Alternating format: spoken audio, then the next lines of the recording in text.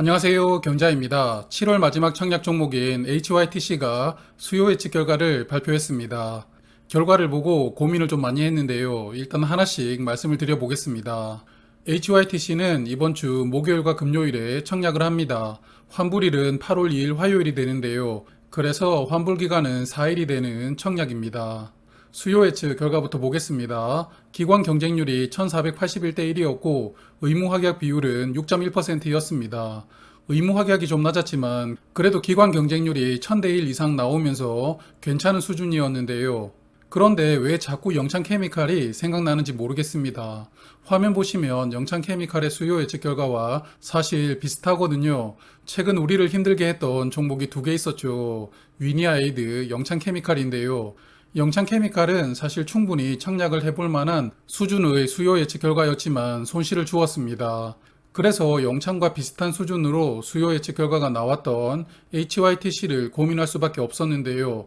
조금 더 내용을 보면서 말씀을 드려보겠습니다. 작년 이후에 2차 전지를 생산하는 장비를 만드는 종목은 4종목 상장했었는데요. 이번 HYTC는 5번째 종목이 됩니다. 앞서 4종목들과 비교를 해보면 수요 예측 결과는 가장 저조했었는데요. 기관 경쟁률이 비슷했지만 의무 확약은 유일하게 한 자릿대입니다. 물론 작년과 지금 시장 상황이 완전 다르기 때문에 기관들이 의무 확약을 거는 게 상당히 부담스러운 시기기는 합니다. 어찌되었던 앞서 상장했던 2차 전지 장비 종목 4종목 중에서 3종목은 시초가는 더블이었고요. 지하이텍은 따상까지 갔었는데요. 이 종목은 어떨지 모르겠습니다. 최근 청약했던 9종목과 비교를 해보면 HYTC는 기관 경쟁률은 5위, 의무 확약 비율은 7위를 기록합니다. 그래서 최근 청약했던 종목들 중에서는 수요 예측 결과는 중간 정도라고 판단해 볼 수 있겠습니다. 공모가는 희망상단 가격으로 확정되었는데요. 15,000원입니다. 신청 결과를 보면 상단을 초과한 수량이 약 60%, 그리고 상단 가격으로 신청한 비율이 약 36%로 대부분은 상단 이상으로 신청을 했다고 볼 수가 있습니다. 공모 가격 초과 신청 비율이 60%로 가장 많았는데요. 하지만 이 정도 비율로 초과하는 것은 어렵죠. 그래서 공모가는 상단으로 확정됐다고 봅니다. 모집하는 금액은 339억 원이고요. 공모 가격 기준 시가총액은 1,512억 원이 되었습니다. 그럼 청약 정보 보겠습니다. 266만 주를 신주로 모집하는데요. 우리 사주주와 배정 물량은 없고 일반 투자자에게는 56만 5천 주가 배정됩니다. 주관사는 세계증권사가 담당을 하는데요. 소형 종목인데 뭘 이렇게 나누어서 주관을 하는지 모르겠습니다. 메인 주관사는 신영증권인데요. 약 29만 주 배정이 되었고 일반 청약 한도는 9천 주입니다. 9천 주 기준으로 청약 증거금은 6,750만 원이고요. 서브 주관사는 유진투자증권과 현대차증권이 각각 13만 5천 주씩 배정이 되었습니다. 유진투자증권 청약 한도는 13,000주, 현대차증권은 일반 고객은 6,500주, 우대 고객은 13,000주입니다. 증권사 세 군데 중에서 유진투자증권이 일반 고객 기준으로 청약 한도가 가장 많고요. 그리고 청약 수수료도 없죠. 그래서 세 증권사 중에서는 유진증권 쪽으로 많이들 청약하실 것 같습니다. 그리고 이 종목은 청약 최소 수량이 50주인데요. 10주가 아니고 50주가 최소 수량입니다.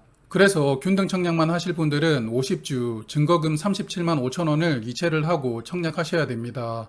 최소 수량이 많다 보니 위니아이드도 떠오르고 뭐 그렇습니다. 상장일 유통 물량도 많습니다. 의무 확약 6.1%를 적용해보면 383만 주로 총 물량의 38%가 유통됩니다.